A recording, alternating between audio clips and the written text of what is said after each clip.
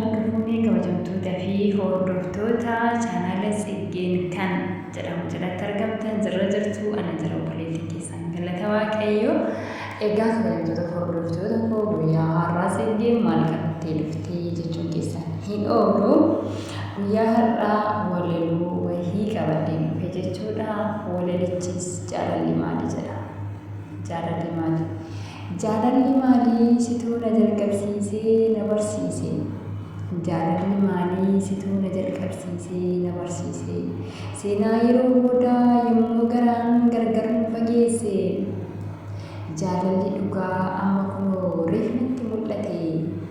Jaalalli dhugaa amma kunoo reef natti mul'ate. Osoo allaattii ta'ee barrisee si bira gahee.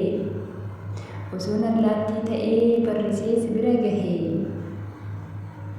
Seenaa darbe hundaa hundumaa lafa kaayee. Seenaa darbe hundaa hundumaa lafa kaayee. Gubataa onnee kee siifan qabbaneessa. Ofitti na qabii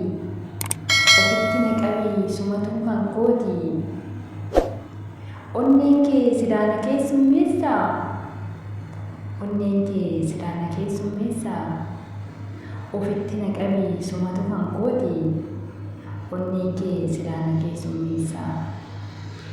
Wallaalummaa kooti kan akkana na godhe. Beekee miti kan sirraa fagaadhe. Dhiifama naa godhi amma kunoo reef naa galee. Dhiifama naaf godhi amma kunoo reef naa galee. Jedheensi kadhadhaa yaa gooftaa jaalalaa. Egaa natti hin boonii naa bani balbala kee. Kan cufame narraa naa bani balbala kee kan cufame narraa.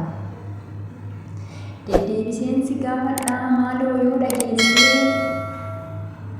Gubaan jaalala kee garaan hammeesse. Gubaan jaalala kee garaan hammeesse. Afaan jaalalaatiin afaan koo na hiite. Afaan jaalalaatiin afaan koo na hiite. Kun halkanii guyyaa karaa isaa wallaalee bagaluus dhabee. Jireenya jiraattu keessatti waa jaha beekuun barbaachisaadha. Tokkoffaa yeroo kophaa taatee yaada kee to'adhu. Lammaffaa yeroo hiriyoota waliin jiraattu arraba kee to'adhu.